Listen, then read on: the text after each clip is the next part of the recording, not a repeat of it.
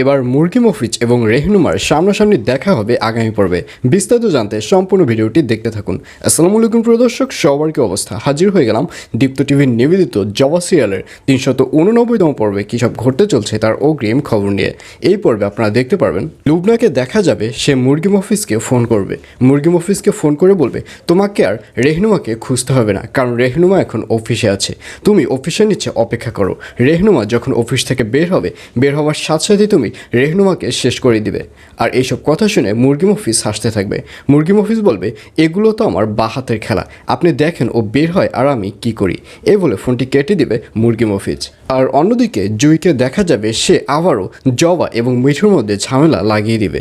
মিঠু যখন মিটিংয়ের মধ্যে থাকবে তখন জুইকে দেখা যাবে সে মিঠুকে ফোন করবে। ফোন করে বলবে, আমি জবাকে এতটা নিষেধ করা সত্ত্বেও জবা সেই বিপুলের সাথে মিছিলে অ্যাটেন্ড করেছে এবং দেখো জবা বিপুলের সাথে মিছিল করছে। আর এইসব কথা শুনে মিঠু বলবে, এগুলো আপনি কি বলছেন? তখন জুই বলবে, হ্যাঁ, তোমার যদি বিশ্বাস না হয় তাহলে তুমি শোনো। এই বলে জুইকে দেখা যাবে সে ফোনটি ওরা যে মিছিলগুলো করছে সেদিকে কানেক্ট করবে এবং এক পর্যায়ে মিঠু শুনতে পারবে যে ওখানে স্পষ্ট জবার গলা রয়েছে এবং জবা এবং বিপুল মিলে মিঠুর বিরুদ্ধে মিছিল করছে।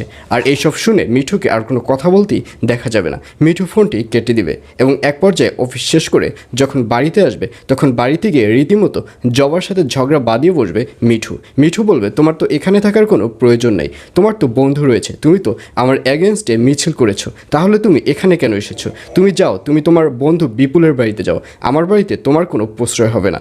এইসব বলতে দেখা যাবে মিঠুকে। আর অন্যদিকে মিজান সাহেবকে দেখা যাবে সে শিশু কাননের কোনো প্রোগ্রামেই আর অ্যাটেন্ড করতে চাইবে না, কারণ মিজান যখন জানতে পেরেছে যে শিশু কাননের ভবিষ্যৎ চেয়ারম্যান হচ্ছে রেহনুমা, তখন থেকেই শিশু কাননের উপর থেকে মন উঠে গেছে মিজানের। কিন্তু এই ব্যাপারটি খেয়াল করবে লুবনা এবং লুবনা বলবে, এভাবে চলবে না, একটু ধৈর্য ধরো, আমরা একটু একটু করে শিশু কাননটা নিজেদের আয়ত্তে নিয়ে নেই, তারপর দেখো যে রেহনুমার কি হয়। এবং শুধু রেহনুমার না, এই অফিসের যে বস আছে সে বসেরও আমরা 12টা বাজিয়ে ফেলবো। আগে আমরা শিশু কাননটা কিনে নিজেদের আয়ত্তে নিয়ে আসি। এইসব বলতে দেখা যাবে লুবনাকে। আর এছাড়াও থাকবে আরও আশ্চর্য সকল ঘটনা। সুতরাং সবাইকে জবা সিরিয়ালের আগামী পর্ব দেখার আমন্ত্রণ রইল।